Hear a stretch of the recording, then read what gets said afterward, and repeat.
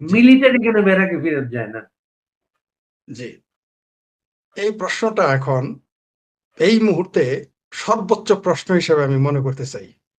মানে আপনি যদি স্পিকার হইতেন তাহলে বলতাম যে মাননীয় স্পিকার, আজকের সংসদে এই পয়েন্ট অফ অর্ডারটাই বেশি গুরুত্ব দেওয়া উচিত। তো বাংলাদেশে আমি অবাক হয়ে যাই, যেই দেশে নির্বাচন হয়ে গেছে তারা তো বলতেছে খুব ভালো নির্বাচন হয়েছে, ঐতিহাসিক নির্বাচন হয়েছে তাদের দাবি। আমরা বলি না, আমরা তো বলি এটা মুসলেখা সরকার অনুরোধের আসরের ইলেকশন হয়েছে। তাদের হিসেবে ঐতিহাসিক নির্বাচন। অবশ্য এখন ইদানিং তার যে কোলাবরেট রয়েছে জামাত, তারা আবার একটু মুসরে ডানে বা একটু কচুই মাছের মতো বাই মাছের মতো এরকম এরকম নির্বাচন সঠিক হয়নি। দেখ, এটা তাদের ঘরের বাইরের ব্যাপার, ওই বিতর্কে আমরা যেতে চাই না। ইউনুস নাকি ইতিহাসের সবচাইতে আদম ব্যাপার, ইউনুস সব ইতিহাস সবচেয়ে বড় বিচার ইলেকশন করেছে, তারপর ইলেকশন হয়েছে, ইলেকশন কমিশনার বলেছে। এত আর বিএনপি নাকি জনগণের দল, বিএনপি জনগণের ম্যান্ডেট নিয়ে ক্ষমতায় আসছে। তাহলে আমার প্রশ্ন, সদয় নিবেদন করতে চাই সবার কাছে, যে তাহলে ব্যারাকে ফিরে যাচ্ছে না কেন? আর্মি কেন লাগে? অর্থাৎ আপনার যদি ঘরের খুঁটি এতই মজবুত হয়, তাহলে ঘরের চারিপাশে আবার অতিরিক্ত ঠিকা দিয়ে রাখছেন কেন? দালমি কুছ তো কালা হয়। তার মানে এই আপনার এই ঘর দুর্বল, খুঁটি দুর্বল, অথবা ঘরই আপনার না, তার জন্য খুঁটি লাগানো হচ্ছে। তা না হলে আপনি বলেন কোন পৃথিবীর কোন গণতান্ত্রিক রাষ্ট্রে সেনাবাহিনী, এটাকে তো আমি এখন সেনাবাহিনী বলতে নারাজ, এটাকে আমি এখন ওয়াকার বাহিনী বলতে চাই। কারণ সেনাবাহিনী তো থাকতে পারে না একটি গণতান্ত্রিক রাষ্ট্রে। যদি তারা, যেহেতু তারা দাবি করেছে এটা নির্বাচিত হয়ে গেছে, নির্বাচন হোক বা না হোক, সেনাবাহিনীর কাম কি? সেনাবাহিনীর কাজ তো মাঠে থাকা না এতদিন, তাদের তো আরো কাজ আছে। সেই কাজ না করে তারা কেন এখানে? অর্থাৎ বাংলাদেশের সেনাবাহিনী ওই যে তাদের যে বড় ভাই বা আব্বা শ্বশুর, এই যে পাকিস্তান, তারই মুখ পড়াইছে, আমাদের জামালপুরের ভাষায় যদি বলি। মানে সেই, তারা সেই ব্যবসা বাণিজ্য রাজনীতি হস্তক্ষেপ করবেই। তো আমরা ইতিহাস দেখলাম যে যেই দেশ মিলিটারি নিয়ন্ত্রিত হয়, সেই দেশের হাল কি হয়। সেই দেশটা যে ভিখারিস্তানে পরিণত হয়, তার উজ্জ্বল দৃষ্টান্ত, জ্বলন্ত দৃষ্টান্ত পেয়ারা পাকিস্তানিদের পাকিস্তান রাষ্ট্রটি। আজকে পাকিস্তানের নাম বাটখারা পাকিস্তান, কোথাও বলে কটোরা পাকিস্তান, মানে ওই যে ঘুরে ফিরে একই। তো সেই পাকিস্তানের জজবা আমাদের বাংলাদেশের মিলিটারিদের মধ্যে আসছে। তাদের কাজটা কি? তাদের কাজ তো রাজনীতিতে অংশগ্রহণ করা না। তাদের কাজটা কি? পাকিস্তানিদের পাকিস্তানিদের প্রসেসে, সেই পাকিস্তানিদের দেখানোর পথেই তারা হাঁটতেছে। পাকিস্তানে যেমন সেনাবাহিনী সরাসরি পর্দার অন্তরালে থাকে না, তারা সরাসরি পর্দার সামনে চলে আসে, আমরা সেটা দেখেছি। তার জন্য পাকিস্তানের এই ৭৫ বছর বয়সে আজ পর্যন্ত কোনোদিন কোন সরকার ৫ বছর টিকতে পারে নাই, আলহামদুলিল্লাহ ভবিষ্যতে টিকতে পারবে না। আর আমরা সবাই জানি, সারা পৃথিবী জানে, যে পাকিস্তানে যে ক্ষমতায় আসে, যিনি শাসন ক্ষমতা নেন, তিনি সেনাবাহিনীর যে প্রধান থাকেন তার ড্রাইভার পেয়াদার মতো কাজ করে যান, আমরা সেটা দেখেছি। তো বাংলাদেশেও সেই কাজটা হয়েছে পর্দার পেছনে থেকে। বঙ্গবন্ধু হত্যাকাণ্ডের পর থেকে কোনো না কোনো ভাবে বাংলাদেশের সেনাবাহিনী বাংলাদেশের রাজনীতিকে সরাসরি হস্তক্ষেপ করেছে। বঙ্গবন্ধু হত্যাকাণ্ডের 15ই আগস্টের সেই হত্যাকাণ্ড, নৃশংস হত্যাকাণ্ডের মাধ্যমে শুরু, এবং আজও চলছে। যার জন্য বাংলাদেশের অর্থনীতি এখন থুবড়ে পড়েছে, যার জন্য বাংলাদেশের রাজনীতি মুখ থুবড়ে পড়েছে, গণতন্ত্র বিতাড়িত হয়েছে। এবং প্রতিবারই এমনকি এই হাত থেকে, এই সেনাবাহিনীর হাত থেকে, এই মিলিটারি, আসলে আমি সেনাবাহিনী বলতে রাজি না, এখন মিলিটারির হাত থেকে, খোদ মিলিটারির ঘরে জন্ম নেওয়া এবং মিলিটারির তাঁবুতে জন্ম নেওয়া রাষ্ট্রটিও, রাজনৈতিক দলটির প্রধানও মারা গেছে মিলিটারি হাতেই। এমনকি মানে জিয়াউর রহমানের কথা বলতেছি, তেমনি তারেক রহমান আজকে যিনি প্রধানমন্ত্রী, তার মাজার হাড্ডি এই সেনাবাহিনী ভেঙেছে, এই মিলিটারিরাই ভেঙেছে। তার সাথে যুক্ত হয়েছে বাংলাদেশে আলহামদুলিল্লাহ, মাশাআল্লাহ, সুবহানাল্লাহ, এই মোল্লাতন্ত্র। তো যেই দেশে শুধুমাত্র মোল্লা অথবা মিলিটারি যে কোনো একটাই যদি সেই দেশের রাজনীতিতে হস্তক্ষেপ করে, সেই দেশের রাজনীতিতে নাক গলায়, সেই দেশের রাজনীতির মানে প্রেশার বাহিনী হিসেবে কাজ করে এবং দখল করে, একটা বাহিনী যথেষ্ট দেশ ধ্বংস করার জন্য। সেই জায়গায় মোল্লার মিলিটারি দুইটাই। অর্থাৎ আপনার যদি ক্যান্সার এবং ক্যান্সার হয় বা যক্ষা হয়, দুইটার মধ্যে একটা হলে যথেষ্ট। সেই জায়গায় একই সাথে যদি ক্যান্সার ও যক্ষা একসাথে ধরে, তাহলে সেই রুগী তো বাঁচবে না। তো আমাদের বাংলাদেশে তাই হয়েছে। এই মোল্লা মোল্লা নামের ক্যান্সার, না মোল্লা নামের যক্ষা আর মিলিটারি নামের ক্যান্সার বাংলাদেশের রাজনীতিতে সরাসরি একটা রোগ হয়ে বসে বসে পড়েছে এদের বুকের ভিতরে। তো এই দেশকে আপনি বাঁচাইতে পারবেন না। না অর্থনৈতিকভাবে, না রাজনৈতিকভাবে, না আপনি উম যেকোনোভাবে আপনি বিজ্ঞানের দিক থেকে বলেন, শিক্ষার কোথাও পারবেন না। পারে নাই কেউ। এবং আপনি খেয়াল করেন এরাও কিন্তু এই ভাড়াটিয়া বাহিনী হিসেবে এখন কাজ করবে। ঠিক পাকিস্তানের সেনাবাহিনী যেমন ভাড়াটিয়া হিসেবে কাজ করতেছে। সমস্ত সম্পত্তি রাখে আমেরিকা, কানাডা, ইউরোপে, ইউকেতে, সুইজারল্যান্ডে, বাংলাদেশও ঠিক তাই করতেছে। পাকিস্তানের জেনারেলদের যেমন আর্মিদের এখন কাজ যেমন তাদের ওই যে ব্যবসাতে নামা, বাংলাদেশেও দেখবেন সেনাবাহিনী এখন ব্যবসাতে নেমেছে। সেম কেস, একই কেস, আপনি একইভাবে ফরিদ ভাই, চলতেছে। ফরিদ ভাই ৫ই জি, আগস্টের যত কাহিনী বেরোচ্ছে এখন প্রতিদিন, জি, এইটার যে এই যে ডিপ স্টেটের টাকায় একেবারে জি, গণভবনের যারা নিরাপত্তায় ছিল, সেনাবাহিনী যে যেদিকে ছিল, সবাই যে কি পরিমাণ ক্যাপচার ছিল, আওয়ামী লীগের মতো একটা দলকে তারা বিশ্বাস করে তাদের দলীয় কর্মসূচিগুলো প্রত্যাহার করেছে তারা। সব প্রত্যাহার করেছে আওয়ামী লীগ। বিশ্বাস করেছে তাদেরকে। ৪ আগস্ট রাতে জেনারেল ওয়াকার গণভবনে সবার সাথে বৈঠক করে বলেছেন যে তার সমস্ত দায়িত্ব তাদের এবং আর কাউকে কোনো ভূমিকা পালন করতে হবে না। হ্যাঁ? এবং ওইখান থেকে বেরিয়ে গিয়ে তিনি ক্যান্টনমেন্টের বাসায় গিয়ে খালেদা জিয়ার নিরাপত্তা উপদেষ্টাকে ফোন করেছেন। ফোন করে তিনি সকাল ১০টায় তার কাছে আসতে বলেছেন। এবং এই যে ইয়া থেকে ৪ আগস্ট বিকালবেলা, ৪ আগস্ট বিকালবেলা চট্টগ্রামে ছাত্রলীগের নেতাকর্মীদের উপর সেনাবাহিনী গুলি চালিয়েছে। ৫ আগস্ট আমরা দেখলাম, আমাকে একজন বলেছেন পুলিশের একটা কন্ট্রোল রুম থেকে তারা বসে, বসে দেখছিলেন যে ঢাকার কোন পয়েন্টে সেনাবাহিনী নিজেকে গুটিয়ে নিচ্ছে এবং সবাইকে ঢুকতে দিচ্ছে। এবং গণভবনে তাদেরকে ঢুকিয়ে দেয়া হলো এবং সেনাবাহিনী সদস্যদের নেতৃত্বে গণভবনে লুটপাট করা হলো। সেনা সদস্য গণবাহিনীর ল্যাপটপ নিয়ে বেরুচ্ছে এমন ফুটেজও তখন ছিল। সমস্ত ছবিগুলো তারা নামিয়েছে, তারা বঙ্গবন্ধু ভাস্কর্যগুলো ভেঙেছে এবং ভেঙেছে। আজকে এই যে নর্থ ওয়েস্ট যে অনলাইন কাগজটায় যে কাহিনীগুলো বেরোচ্ছে, আমার তো মনে হয় যে তারা যাচ্ছে না, তাদের পুরো কাজটা এখনো শেষ হয় নাই। তার পুরো কাজটা হচ্ছে আওয়ামী লীগের নেতা কর্মীদের নির্বংশ করা। শুধু বাংলা আওয়ামী লীগের নেতাকর্মীদের নির্বংশ না, ধ্বংস করা না, সেই সাথে বাংলাদেশের গণতান্ত্রিক পদযাত্রাকে, গণতন্ত্র গণতান্ত্রিক যাত্রাকে, বাংলাদেশের রাজনীতিকে চিরতরে ধ্বংস করে দেওয়া। সেই পরিকল্পনার কারণেই কিন্তু বাংলাদেশ পুলিশ বাহিনীর মেরুদণ্ড ভেঙে দেওয়া হয়েছে পরিকল্পিতভাবেই।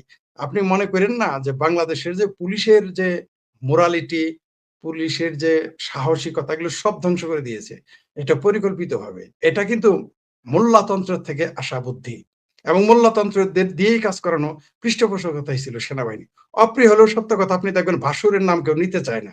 এই দুইটা নাম মানে অনেকে রাগ করে, কেউ কেউ আছে আসতে বললো মিলিটারির নাম নিও না, মিলিটারির নাম নিও না, আবার আর মোল্লার নাম তো নিতেই দিবে না। ঠিক আছে, এই যে মোল্লার যে এত ছেঁচা দিল আওয়ামী লীগের, এমনকি এখন বিএনপির ছেঁচা দিবে, নিশ্চিত থাকেন। আজকে আমি আপনার চ্যানেলের মাধ্যমে এর আগেও কিছু ভবিষ্যৎবাণী করে রেখেছি, আবার বলি, ঠিক আজকে যেভাবে মানে এই ২০২৪-এ ৫ই আগস্টের পর থেকে এখন পর্যন্ত এই মৌলবাদী দলগুলো, তথাকথিত ইসলামী মৌলবাদী দলগুলো যেভাবে আওয়ামী লীগের বিরুদ্ধে লেগেছে, এর চাইতে ভয়ঙ্কর ক্ষতি করবে বিএনপির। আপনি নিশ্চিত থাকেন আগামীতে কোনোদিন যদি বিএনপিকে তছনছ করে দেওয়া হয়, সেটা কিন্তু আওয়ামী লীগের করতে হবে না, এই মৌলবাদীরাই করবে। শুনেন, আমি একবার বলেছিলাম অনেক আগে যে যে ঘটনাটা ২০০৮-এ ঘটেছিল, সেনাবাহিনী ঘটিয়েছিল, এইটা আওয়ামী লীগের উপরে একদিন ঘটবে। মানুষ তখন হাসাহাসি করছিল। আমি এটা বলেছিলাম সেম কাহিনী ঘটবে এবং সেটা কিন্তু তারা বিএনপির চাইতে ভয়ঙ্কর রূপে আওয়ামী লীগের উপরে ঘটাইতেছে এই সেনাবাহিনী। সেনাবাহিনী আসলে বাংলাদেশের রাজনীতিকে ধ্বংস করতে চাচ্ছে, শুধু আওয়ামী লীগ না। বাংলাদেশ সেনাবাহিনী একটা সো কল্ড সো কল্ড মোল্লাতান্ত্রিক রাষ্ট্র কায়েম করার জন্য এগিয়ে যাচ্ছে। তার আফগানিস্তানের মতো বাংলাদেশে একটি জেহাদি রাষ্ট্র বানানোর পরিকল্পনা করা হচ্ছে। সেনাবাহিনীর ভিতরে মৌলবাদী সরাসরি জামাত না, শুধু হেফাজত না, সরাসরি সালাফি এবং হিজবুত তাহরিরের জঙ্গিবাদীরা ঢুকে গেছে। আমি নিজে সেনাবাহিনীর ক্লাসে দেখেছি, সেনাবাহিনীদের ওইখানে একটি ক্লাস চলতেছিল, সেইখানে আওয়ামী লীগ ক্ষমতায়, এটা আমি লিখেছি, এমন না যে এখন বলতেছি, এটা আমি তখন লিখেছিলাম। কেউ এটা নিয়ে নাক গলায় নেই, কথা বলে নেই। আমি ওই ক্লাসে দেখেছি একজন বলছিল ছাত্রলীগ হলো পৃথিবীর সবচেয়ে খারাপ সংগঠন, বঙ্গবন্ধুর সবচেয়ে খারাপ ব্যক্তি, আওয়ামী লীগ হলো সবচেয়ে বাজে সংগঠন। মানে এরা হচ্ছে ভারতের দালাল। এটা ক্যান্টনমেন্টের ভিতরে বলতেছিল, ক্লাসের ভিতরে কেউ প্রতিবাদ করে নাই। সেই ক্লাসে আমি উপস্থিত ছিলাম, কেউ বলতে পারবো না চুদুর বুদুর করে যে বানায় বলছে, কারণ ওই ক্লাসে আমিও কোনো না কোনো ভাবে ছাত্র হিসেবে ছিলাম। সেই ওখানে তো ছাত্র না, আমরা শিক্ষার্থী, আমরা আমরা একটা ট্রেনিং নিতে গিয়েছিলাম, তখন ক্লাসে এগুলো বলেছে। সেনাবাহিনীর পোশাক পরা লোক বসে আছে, সেখানে বলেছিল যে গণতন্ত্র হারাম, সমাজতন্ত্র হারাম বলেছিল। আমাদের আরবি ক্লাস নিত, সেখানে সিভিল এবং সিভিল লোক হিসেবে, সিভিলের মধ্যে আমি ছিলাম, যারা আমরা সিভিল ছিলাম পাশে পোশাকি লোক থাকতো, সেখানে স্পষ্ট বলতেছে তারা বঙ্গবন্ধুকে গালি দিত, তাকে জাতির পিতা মানতো না, প্রকাশ্য ক্যান্টনমেন্টের ভিতরে বলতো। কেউ কথা বলে নাই, ক্যান্টনমেন্টের নামটা আমি বললাম না সঙ্গত কারণেই। আমি নিজের চোখে দেখেছি ক্যান্টনমেন্টের ভিতরে, আমি নিজের চোখে দেখেছি যে আল্লাহু আকবার, সুবহানাল্লাহ, আলহামদুলিল্লাহ এগুলো লিখে গাছের ভিতরে পেরাক মারা। আপনি বলেন তো, এটা কি গুলিস্তানে ফুটপাত পেয়েছেন আপনি, যেখানে একটা পাখি যাইতে পারে না, যেখানে একটা গাছের পাতা পরে থাকতে পারে না শুকনো, সেইখানে কারা এগুলো লিখেছে আলহামদুলিল্লাহ, সুবহানাল্লাহ, আল্লাহু আকবার, এগুলো কারা লিখেছিল চিন্তা ক্যান্টনমেন্টে? করো তাও ওই এটা সময় ক্যান্টনমেন্ট। আওয়ামী লীগ ক্ষমতায়, আওয়ামী হ্যাঁ, লীগ আওয়ামী লীগ ক্ষমতা। ক্ষমতায়। আমি যেগুলো বলতেছি তখন আওয়ামী লীগ ক্ষমতা, এই সরকারের সময় তো লাভই নাই। এটা আওয়ামী লীগ ক্ষমতা যখন শেখ হাসিনা প্রধানমন্ত্রী এবং প্রতিরক্ষা মন্ত্রী, আমি নিজের চোখে দেখে আসছি এগুলা, নিজের চোখে দেখছি, দুই ক্যান্টনমেন্ট এগুলো দেখেছি। এটা নিয়ে তো কেউ কথা বলবো না। এত দাপটের ক্ষমতা, কিন্তু তারা কোনোদিন এগুলাকে হিসাবে নেন নাই বা ইয়ে করেন নাই। গুরুত্ব দেয় নাই, আমাকে গুরুত্ব আমাকে দেয় নাই। একজন বলেছে যে আল জাজিরা যখন ওই রিপোর্টটা হয়, প্রাইম মিনিস্টার মেন যখন ওই রিপোর্টটা হয়, তখন ওই রিপোর্টারকে ক্যান্টনমেন্টে সেনাবাহিনীর পোশাক পরে সেনাবাহিনীর গাড়িতে করে নিয়ে যাওয়া হয়েছিল আওয়ামী লীগ ক্ষমতায়।